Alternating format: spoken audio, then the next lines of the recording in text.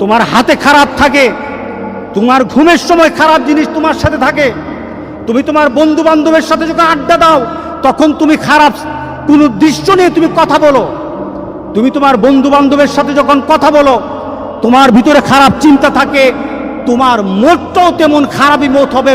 কে বলেছেন? মুহাম্মদ রাসূলুল্লাহ। বিশ্বাস হয় না? বিশ্বাস হয় না?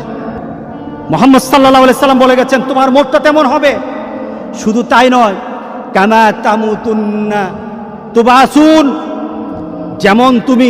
যেমন তোমার মত হবে তেমনই ভাবে তোমাকে আখিরাতে উঠানো হবে। এরপর রাসূল সাল্লাল্লাহু আলাইহি সাল্লাম হচ্ছে তোমার মতটা যেমন তোমাকে উঠানো হবে ওই নীতিতে, যেমন ভাবে তুমি মরেছ। শুধু তাই নয়, কামা তুবাসুন তুশারুন, যেমন ভাবে তোমাকে হাসর করা হবে, যেমন ভাবে তোমাকে উঠানো হবে তেমন ভাবে তোমার হাসর হবে। সুতরাং দুনিয়া যেমন হাসর তেমন, দুনিয়া যেমন মত তেমন, দুনিয়া যেমন কবর তেমন। আজকে সবার ভিতরে একটা কথা বলি, আমাদের জীবনটাকে আমরা সুন্দরভাবে চালাতে চাই, এই জিনিসটা আমাদেরকে ধ্বংসের দিকে নিয়ে যাচ্ছে। যতটুকু উপকার আসা দরকার তার থেকে ক্ষতিটা বেশি হচ্ছে। আজকে যদি সমাজে সন্ত্রাসী শিখতে চায় তাহলে এখান থেকে সন্ত্রাসী শিখে, ছোট ছোট বাচ্চারা পর্যন্ত সন্ত্রাসী স্টাইল শিখে কিভাবে মারামারি করতে হয়, সব কিছু এখান থেকে শিক্ষা হয়। যদি তোমার ভিতরে দিনদারি হয়, সেটা তোমার আল্লাহর তরফ থেকে তোমার প্রতি একটা করুণা, তুমি ভালো কিছু বের করতে পারো, ভালো কিছু বের করতে পারো। এটা ভালোর দিকেও নিয়ে যায়, খারাপের দিকে নিয়ে যায়, তবে খারাপের দিকের সংখ্যাটাই বেশি। তাহলে আজকে আমরা এই নিয়ত করব যে আমাদের চোখকে হেফাজত করব। কারণটা কি? এই চোখ সম্পর্কে প্রশ্ন করা হবে, আমাদের যৌবন সম্পর্কে প্রশ্ন করা হবে। রাসূল সাল্লাল্লাহু আলাইহি সাল্লাম বলেছেন সামনের দিকে অগ্রসর হওয়া যাবে না, সামনের দিকে অগ্রসর হওয়া যাবে না যতক্ষণ পর্যন্ত তার প্রশ্নের উত্তর দিতে না পারবে, ততক্ষণ হবে না। সেটা কি?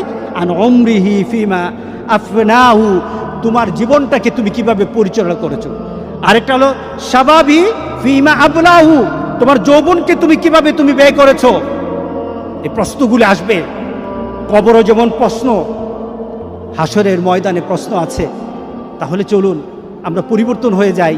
এই চোখকে আল্লাহ সুবহানাহু ওয়া তাআলা, প্রত্যেকটি মানুষের চোখ যেন আল্লাহ হেফাজত করে, প্রত্যেকটি মানুষের কানকে যেন আল্লাহ হেফাজত করে।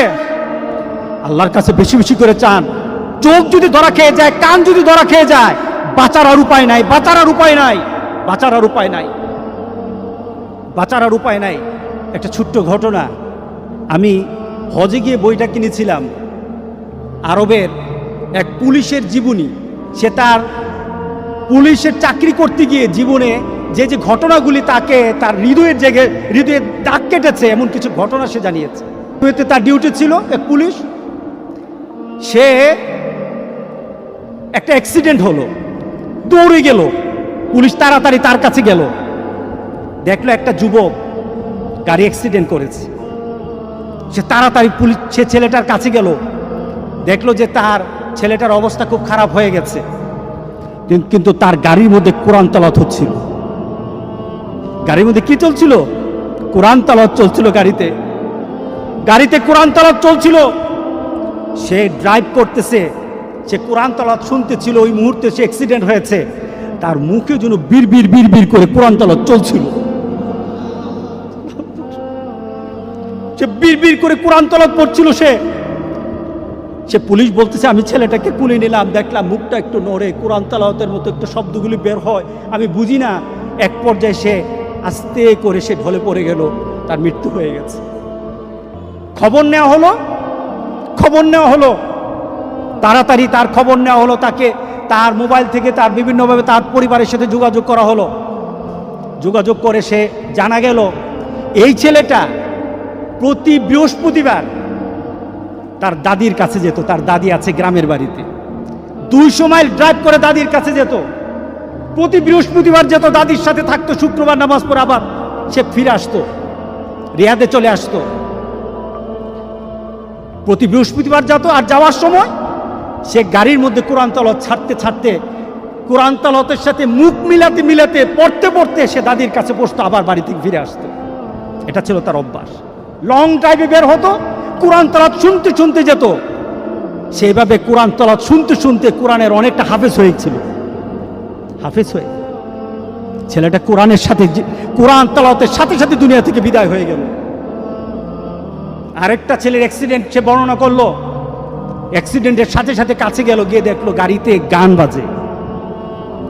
তো আমি তাড়াতাড়ি, সে বললো পুলিশ বলতেছে, আমি তাড়াতাড়ি তাকে কুলে নিলাম, তাকে চেষ্টা করলাম তার শেষ মুহূর্তে একটু কোরআন তেলাওয়াত শোনানোর জন্য, একটু তালকিন করার জন্য, কলেমা পড়া শিখে তাকে একটু শোনানোর জন্য। যতবার আমি তালকিন করি, যতবার আমি লা ইলাহা ইল্লাল্লাহ, যতবার আমি কালেমা পড়াই, ততবার সে গান গায়। নাউজুবিল্লাহ বলি। কারণ তার মধ্যে কিসের, গানের যে স্মৃতি, গানের যে একটা মানসিকতা, গানে এতক্ষণ শুনতে শুনতে ভিতরে যে গানের একটা ভালোবাসা তো তার রয়ে গেছে, যায় না যায় না যায় না।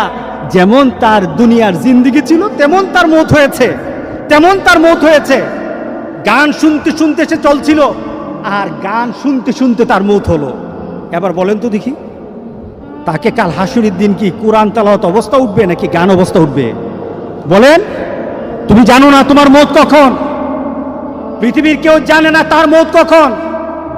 সুতরাং তোমার মৌতটা যেন এমন না হয়, মৌতের পরে এমন রেকর্ড তোমার দুনিয়াতে থাকবে যে রেকর্ডের কারণে তুমি কবরে শুয়ে শুয়ে গুনাহ পাবা। এমন রেকর্ড যেন তোমাদের না থাকে। আমাদের এমন সতর্ক হওয়া দরকার আছে কিনা বলেন? আমরা হব, আমরা আরেকজনকে বলবো, আমাদের বন্ধুদেরকে বলবো, আমাদের বন্ধুদেরকে আহ্বান করব, এই কাজ আমরা করব না। আপনাদের পরিবারে আপনাদের সন্তানগুলি তাদের মোবাইলগুলি কি অপারেট করে, এই মোবাইলগুলি দিয়ে তারা কি করে, আপনাদেরকে এটা চেক করতে হবে, দেখতে হবে আপনাদের সন্তানেরা কি করে।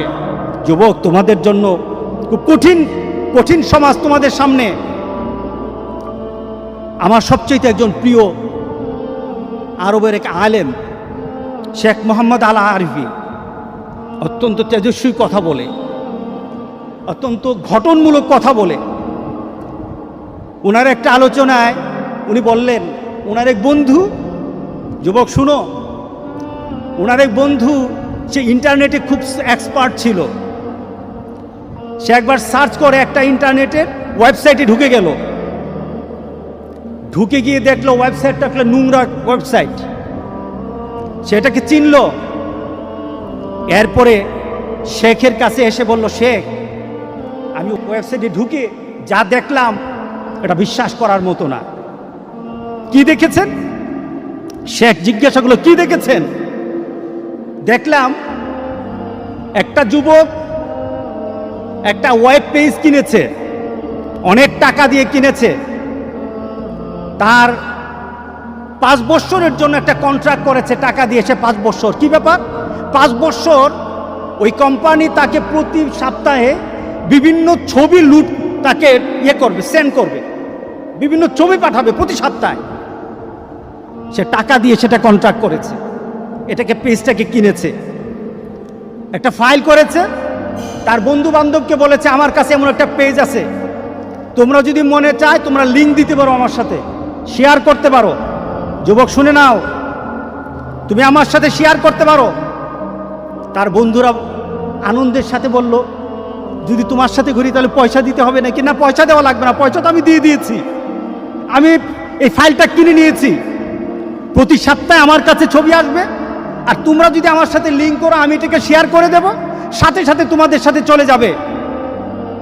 সে O2 ফরওয়ার্ড করে দিল, তার সকল বন্ধুর তালিকা দিয়ে O2 ফরওয়ার্ড করে দিল। তার কাছে যখন একটা ফাইল চলে আসতো প্রতি সপ্তাহে, অটোমেটিক তার বন্ধুদের কাছে চলে যেত, অটোমেটিক চলে যেত। সেটা কি কিনেছে, 5 বছরের জন্য কিনেছে। 6 মাস পরে সে অ্যাক্সিডেন্টে মারা গেল। 6 মাস পরে সে ছেলেটা অ্যাক্সিডেন্টে মারা যায়। তার আশেপাশের সকল বন্ধুরা তাকে জানাজা দিল, দাফন করলো। ঠিক 1 সপ্তাহ পর দেখলো প্রত্যেকটি বন্ধুর সেই ওয়েবসাইটটা, তার বন্ধুদের যে ওয়েবসাইটটা লিঙ্ক করা ছিল, তাদের কাছে ছবি চলে আসছে, তাদের কাছে ছবি চলে আসতেছে। তারা মনে করলো এটা পুরানো ছবি। আবার তারা 1 সপ্তাহ ওয়েট করলো, দেখলো না, আবার ছবি চলে আসছে। 2-3 সপ্তাহ পর তারা কোম্পানির সাথে যোগাযোগ করলো, তাদেরকে বলল, ভাই, যেই ছেলেটা আপনাদের থেকে এই ফাইলটা কিনেছিল সে তো মারা গেছে, এখন তার থেকে যেই ধরনের পেজ আপনারা দিচ্ছেন, এটা তো আমাদের কাছে চলে আসতেছে, অটোমেটিক চলে আসতেছে। ফাইলটা কিনলো কে? ওই মরা ছেলেটা কিনলো। কে কিনলো বলেন? ওই মরা ছেলেটা কিনলো। যে ছেলেটা মরে কবরে আছে সেই ছেলেটা কিনেছে। কিন্তু তার বন্ধুরা কিন্তু লিঙ্ক পাচ্ছে, প্রতি সপ্তাহে তাদের কাছে ছবি চায়, তারা অস্থির হয়ে গেছে। শেষে কোম্পানির সাথে বলল যে এটা বন্ধ করা দরকার, সে তো নাই, তো বন্ধ করা দরকার, এটা খারাপ জিনিস। তখন তারা বলল আমরা তো বন্ধ করতে পারবো না, তাকে একটা পাসওয়ার্ড দেওয়া ছিল, পাসওয়ার্ডটা চাই, পাসওয়ার্ডটা হলে বন্ধ করতে পারবো। বলে পাসওয়ার্ড তো জানি না, পাসওয়ার্ড তো জানি না। এভাবে চলতে থাকলো 2 বছর পর্যন্ত, এভাবে কন্টিনিউ চলতে থাকলো। ছবি আসতেছে, তার বন্ধুদের পেজে ছবি ঢুকে যাচ্ছে। পেজের নাম কার? যে মারা গেছে তার। 5টা বছর এইভাবে আসলো, 5টা বছর এইভাবে আসলো। নোংরা ছবিগুলি তার বন্ধুদের কাছে চলে আসলো। পেজটা ক্রয় করেছে, যে ছেলেটা ক্রয় করেছে আজকে কবরে আছে। তাহলে আপনার বিবেকে কি বলে? এই ছেলেটা পেজটা যখন খুলেছে সে কি জানতো আমি মারা যাব? জানতো না। কিন্তু আজকে কবরে শুয়ে আছে, তার প্রত্যেকটি লিঙ্কের জন্য যত গুনাহ হচ্ছে সেই গুনাহগুলি সে কোথায় পাচ্ছে? তার কবরে যাচ্ছে। যুবক, তোমার মোবাইলটা যদি এইভাবে খোলা থাকে, তোমার মোবাইলের মধ্যে যদি এইগুলি জিনিসগুলি থাকে, ওই যুবক যেমন জানে না সে 5 বছরের জন্য কিনেছে, সে জানে না 6 মাস পরে সে মারা যাবে। যুবক, তুমিও কিন্তু জানো না তোমার কখন মৌত হবে।